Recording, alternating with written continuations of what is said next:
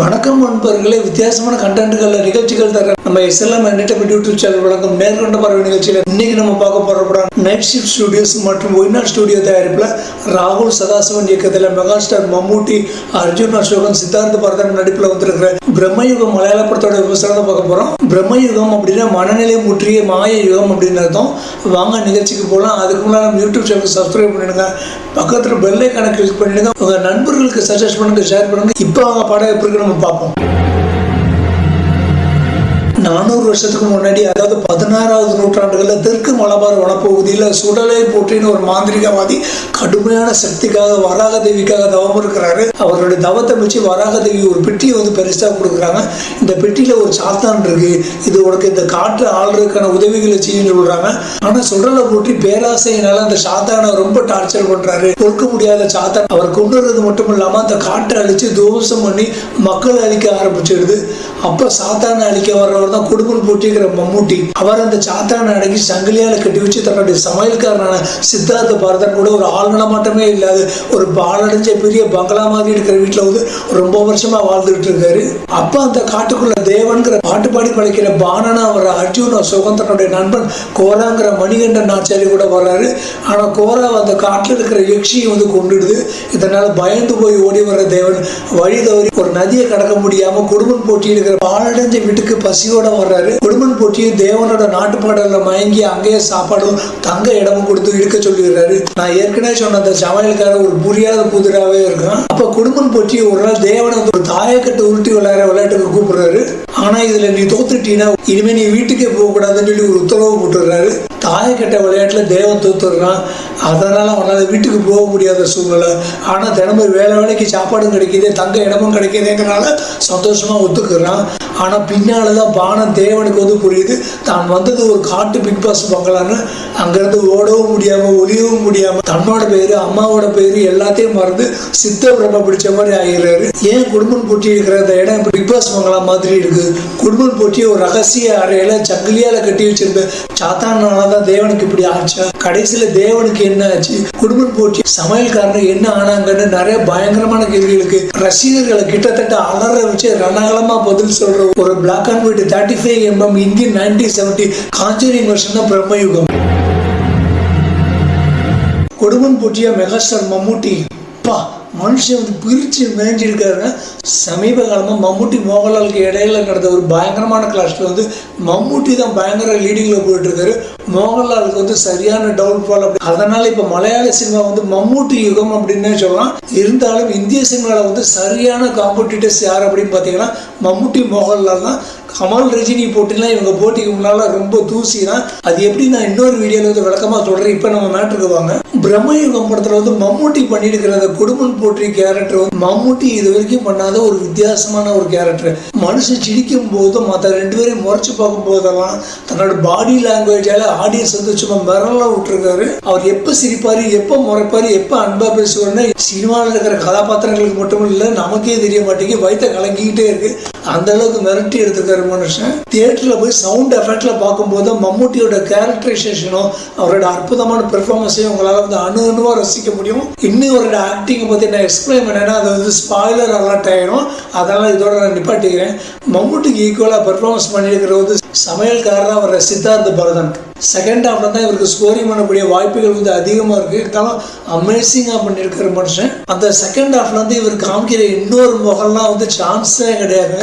அந்த வீட்டுக்கு வர அசோகனை வார்னிங் பண்றது, அசோகனுக்கு அவர் தப்பிக்க ஹெல்ப் பண்ற அதே சித்தார்த்து அதே அசோகனை கொல்ல முயற்சி பண்ற காட்சிகள், மம்மூட்டியை கொள்றதுக்காக பிளான் பண்ற காட்சிகளை பிரமாதப்படுத்தி இருக்காரு. அவர் மலையாள டைரக்டர் பரதனுடைய மகன். அதுங்கிறது ஒரு குறிப்பிடப்பட வேண்டிய அம்சம். இது அவருக்கு முதல் படம் அப்படிங்கிறது அதோட ஒரு முக்கியமான விஷயம். அடுத்து மம்மூட்டிக்கு ஈக்குவலா டஃப் கொடுத்துருக்கிற இன்னொரு நடிகர் அப்படின்னு பார்த்தீங்கன்னா அர்ஜுன் அசோகன். சமீபத்தில் வளர்ந்து வர ஒரு அற்புதமான ஒரு மலையாள நடிகர். இவர் மலையாள காமெடி நடிகர் ஹரிஷி அசோகனோட பையன் அப்படின்னு சொன்னாங்க. படத்துல சூப்பரா பண்ணியிருக்காரு. மம்மூட்டி வர எல்லா ஃப்ரேம்லயும் இவரும் வந்துகிட்டே இருப்பாரு. மம்மூட்டிக்கு ஈக்குவலா பெர்ஃபார்மன்ஸ் பண்ற ஒரு கேரக்டர் நல்லா பிரமாதமா பண்ணியிருக்காரு.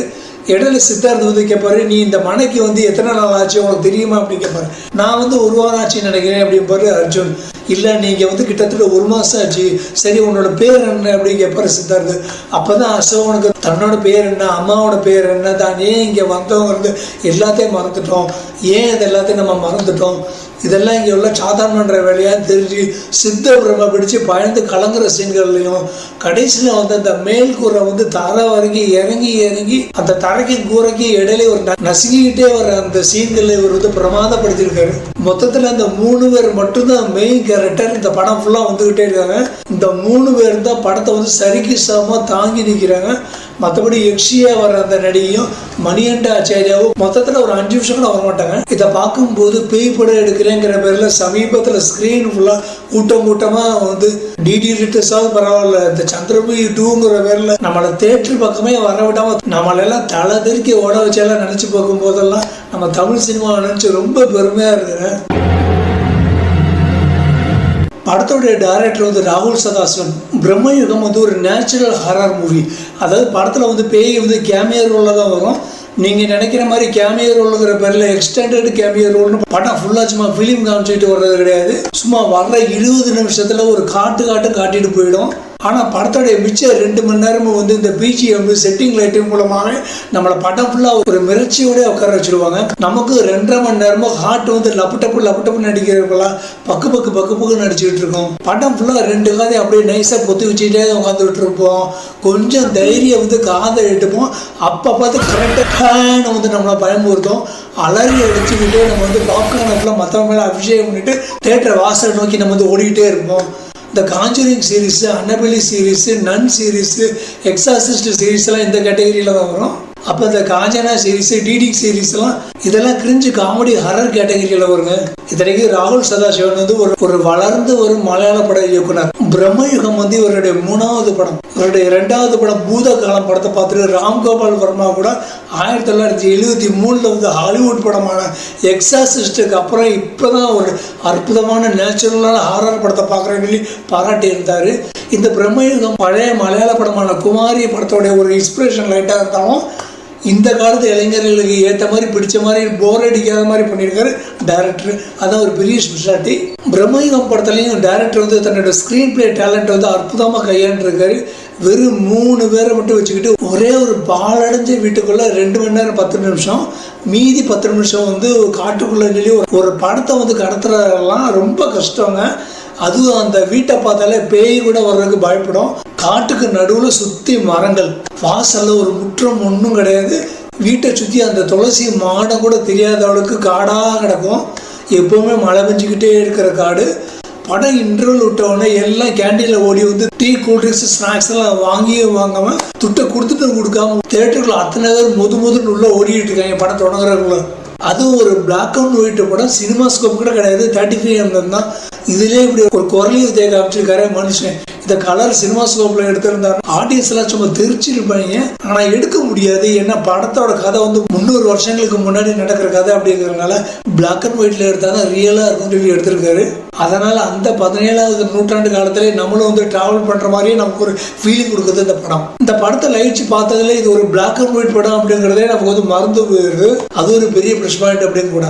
சோர்ஸ் எல்லாமே பழசு, ஆனால் அந்த மாடர்ன் எக்யூப்மெண்ட்ஸ் மூலமா எக்ஸிக்யூட் பண்ண விதம் இருக்குல்லையா, ரொம்ப அருமை, ஸ்பெஷல் பாராட்டுக்கள். அதுலேயும் அப்புறம் செகண்ட் ஹாஃப்க்கு அப்புறம் 10 நிமிஷத்துல ஒரு ட்விஸ்ட்டு, அப்புறம் கிளைமாக்ஸ் தொடங்கும் போது ஒரு ட்விஸ்ட்டு, படம் முடியும் போது ஒரு ட்விஸ்ட்டு, 3 ட்விஸ்ட் கொடுத்து அமர்க்கலப்படுத்தியிருக்காரு டைரக்டர். படத்துக்கு டைலாக் எழுதுனா ராமகிருஷ்ணன் கலக்கியிருக்காரு. பிறப்பால மட்டும்தான் ஒருத்தர் பிராமணா இருக்கணும்னு அவசியமே கிடையாது, தன்னோட ஆட்டிடியூடுகள் மூலமாகவும் ஒருத்தனால பிராமணா வாழ முடியுங்கிற மாதிரி அற்புதமான டைலாக்கள் நிறைய இருக்கு அந்த படத்துல. அடுத்து படத்தோட கேமராமேன் வந்து ஷினாத் ஜலால். அற்புதமான ஒரு ஒளிப்பதிவு. இரவு நேர காடு வந்து எப்படி இருக்கும், பகல்ல அதே காடு எப்பவுமே மழை பெஞ்சுக்கிட்டே இருந்தா எப்படி இருக்கும், அந்த மனையில பங்களால வந்து இரவு நேரங்கள் எப்படி இருக்குன்னு ஒவ்வொரு இடங்களையும் பிளாக் அண்ட் ஒயிட்லயும் அற்புதமான லைட்டிங்லாம் யூஸ் பண்ணி பிரம்மாண்டமா ஷூட் பண்ணியிருக்காரு. ஒரு காட்டுல நடக்கிற கதையை வந்து கலர்ல பார்க்கும்போது தான் நம்மளும் அந்த காட்டிலே இருக்கிற ஒரு ஃபீலிங்கை கொண்டு வரணும் அவசியமே இல்லை. ஒரு பிளாக் அண்ட் ஒயிட் படத்துல இதே மாதிரி ஒரு ஃபீலிங்கை அதை கொண்டு வர வைக்கலான்னு அற்புதமா ப்ரூவ் பண்ணியிருக்காரு ஒளிப்பதிவாளர். அவருக்கும் ஒரு பாராட்டுக்கள். அடுத்து படத்தோட இசையமைப்பாளர் கிறிஸ்டோப் சேவியர். ஒரு ஹரர் மூவிக்கு என்ன தேவையோ அந்த அளவுக்கு வந்து பிஜிஎம் ஸ்கோர் பண்ணியிருக்காரு. சாதாரண காட்சிகளை யதார்த்தமா ஒரு பழைய காலகட்டத்துக்கான பிஜிஎம், முக்கியமான இடங்கள்ல வந்து பிஜிஎம் நம்ம வயிற்ற கலக்கிற அளவுக்கு ஸ்கோர் பண்ணியிருக்காரு. அதுல திடீர்னு வர சவுண்ட் எஃபெக்ட் காட்சிகள்லாம் ரொம்ப பயமுறுத்துச்சு அப்படின்னு சொல்லலாம். நான் சொன்னது முக்கியமா என்ன முக்காவாசிங்க காதை வந்து அப்படியே லைட்டா பொத்திக்கிட்டே தான் பார்த்துக்கிட்டு இருந்தேன். பக்கத்துல இருந்த ஒரு சேட்டன் வந்து கூலா பார்த்துக்கிட்டு இருந்தாரு. கார்னர் சீட்ல உட்காந்துக்கிட்டு இருந்தேன்.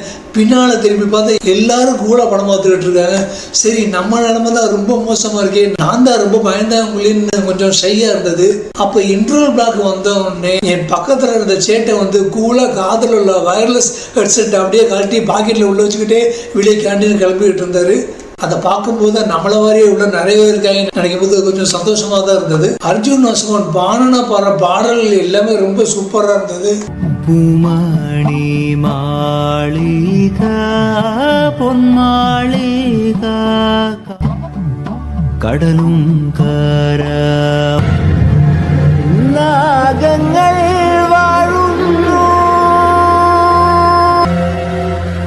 நந்துனி பாட்டிண்டே.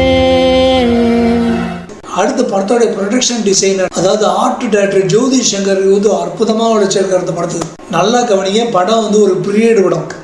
அதுக்கான ப்ராப்பர்ட்டி செட் பண்றது ஒரு பெரிய விஷயம். உதாரணத்துக்கு அந்த ஒத்த வீட்டுக்கான செட்டிங், அந்த ஒத்த வீடு வந்து ஒரு பழைய பாலடைஞ்ச பெரிய வீடு. அதுக்கு முன்னால இருந்த முற்றம், துளசி மாடம் எல்லாமே காடா கிடக்கு. மழை பெய்யும் போது வீடு ஃபுல்லாக ஒழுகிக்கிட்டே இருக்கணும். ஒரு பெரிய மரம் வந்து ஒடிஞ்சு விழும்போது அந்த வீட்டில் இருக்கிற ரூம் எப்படி சேதமாகுது, இது எல்லாத்தையும் நம்ம வந்து தத்ரூபமாக காமிக்கணும். அந்த வீட்டுக்கான சமையல் அறை, மற்ற அறைகள், சாப்பிட்ற தட்டு, மற்ற பாத்திரங்கள், பழைய அம்மி, பழைய அடுப்பு, வீட்டை சுற்றி கிடைக்கிற அந்த பழைய வேஸ்ட் சாதனங்கள், இது எல்லாத்தையுமே தத்ரூபமாக வடிவமைச்சிருக்காரு. சூப்பர். ஆனால் இதில் ஒரு மேட்ரு என்ன அப்படின்னு பார்த்தீங்கன்னா, ஒரு கலர் படமாக இருந்தது அப்படின்னா நம்ம கண்ணுக்கு வந்து இவரோட உழைப்பு வந்து நல்லா தெரியும். ஆனால் இது வந்து ஒரு பிளாக் அண்ட் ஒயிட் படம். அதில் இந்த மாதிரி ப்ராப்பர்ட்டிஸ் எல்லாம் செட் பண்ண அந்த வீட்டை பார்க்கும்போதும் ஒரு கலர் படம் பார்க்கும்போது நமக்கு எப்படி ஒரு மிரட்சி தோணுதோ அதே மிரட்சியை இந்த பிளாக் அண்ட் ஒயிட் படம் பார்க்கும்போது ஏற்படுத்தியிருக்காரு இந்த படத்தோடைய ஆர்ட் டைரக்டர். மனுஷன் இங்கே தான் சூப்பராக ஜெயிச்சிருக்காரு அப்படின்னு சொல்லுவான். இவருக்கு ஒரு ஸ்பெஷல் பாராட்டுகள். அடுத்த படத்தோட எடிட்டர் வந்து படத்தை வந்து ஒரு 2.25 மணி நேரத்தில் முடிச்சிட்டாரு. அதுவும் ஒரு பெரிய ப்ளஸ் பாயிண்ட் அப்படின்னு சொல்லுவான். மொத்தத்தில் இந்த படத்தோட ஒட்டுமொத்த யூனிட் வந்து அற்புதமாக உழைச்சிருக்காங்க. இந்த படத்தோட டீம் அனைவருக்கும் ஒரு ஸ்பெஷல் பாராட்டுகள். படத்துல வந்து மைனஸ் பாயிண்ட் வந்து ரொம்ப கம்மி தான். அர்ஜுன் கேரக்டரைசேஷன்ல கொஞ்சம் குழப்பங்கள், சில சமயம் ரொம்ப பயந்து போய் இருக்காரு. சித்த பிரம்ம பிடிச்ச மாதிரி இருக்காரு. சித்த பிரம்ம பிடிச்ச ஒருத்தர் எப்படி திடீர்னு ஓவர் கான்பிடன்ஸ் இல்ல மம்மூட்டி எப்படி திருப்பி வந்து பகடை விளையாட்டுக்கு கூப்பிட முடியும், இடையில எப்படி திடீர்னு ஸ்மார்ட்டா பிஹேவ் பண்ண முடியும் அப்படிங்கிறது தெரியல. படத்துல வந்து செகண்ட் ஹாஃப்ல வந்து 3 ட்விஸ்ட் சொன்னேன் இல்லையா, இதுல முதல் ட்விஸ்ட் தான் படத்தோட மெயின் ட்விஸ்ட். படத்தோட ஜீவனே வந்து இந்த ட்விஸ்ட் தான். ஆனா இந்த ட்விஸ்ட்டை வந்து ஈஸியா ப்ரெடிக்ட் பண்ற மாதிரி ஃபர்ஸ்ட் ஹாஃப் வந்து நல்லா கூர்ந்து காமிச்சிங்கன்னா அதுல நிறைய க்ளூ கொடுத்துட்டு போயிட்டே இருப்பார் டைரக்டர். அதை வச்சு ஈஸியாக கண்டுபிடிச்சிடலாம். இந்த ட்விஸ்ட் வந்து செகண்ட் ஹாஃப் ஆரம்பிச்சு ஒரு 5-10 நிமிஷத்துல வந்துடுறதுனால ஈஸியாக ப்ரெடிக்ட் பண்றவங்களுக்கு கொஞ்சம் படம் வந்து கொஞ்சம் சப்புன்னு ஆயிரும். ஆனா இதே ட்விஸ்ட் வந்து படத்தோட கிளைமேக்ஸ் ஸ்டார்டிங்ல வச்சிருந்தாங்கன்னா ஒட்டுமொத்த ஆடியன்ஸே எந்திரிச்சுன்னு கைதட்டி இருப்பாங்க. அவ்வளவு ஒரு பிரமாதமான ஒரு ட்விஸ்ட். அதுக்கு அடுத்து ஒரு இந்த 2 ட்விஸ்ட்டும் ரொம்ப பிரமாதமா இருக்கும். இப்படி 3 பிரமாதமான ட்விஸ்ட்டுகளும் ஒண்ணுக்கு ஒன்று அடுத்தா வரும்போது ஆடியன்ஸோட ரியாக்ஷன்லாம் எப்படி இருக்கும் தெரியுமா?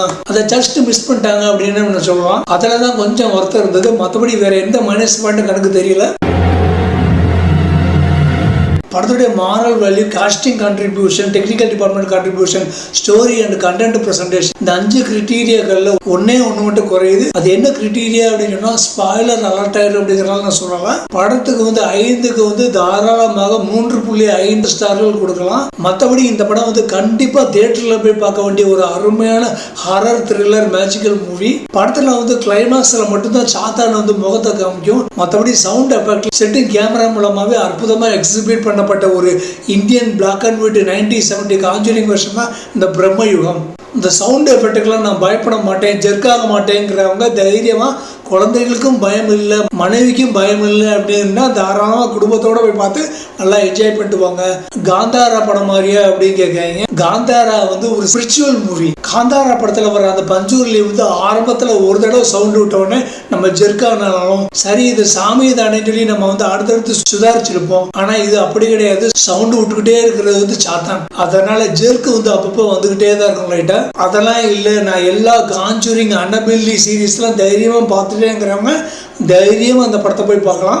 ஓகே நண்பர்களே, தெரியும் நிகழ்ச்சி இதோட முடிச்சுக்கிறேன். உங்க எல்லாருக்கும் பிடிச்சிருக்கும் அப்படின்னு நம்புறேன். பிடிச்சிருந்தா லைக் பண்ணுங்க, உங்க கமெண்ட்ஸுகளை வந்து கமெண்ட் பாக்ஸ்ல எழுதுங்க. நம்ம யூடியூப் சேனல் சப்ஸ்கிரைப் பண்ணுங்க, பக்கத்துல பெல் ஐகானை கிளிக் பண்ணுங்க, உங்க நண்பர்களுக்கு சஜஸ்ட் பண்ணுங்க, ஷேர் பண்ணுங்க. மீண்டும் இதே மாதிரி ஒரு தெரியும் நிகழ்ச்சியில உங்களை சந்திக்கும் வரை உங்களிடமிருந்து விடைபெறுவது உங்கள் எஸ்எல்லாம்.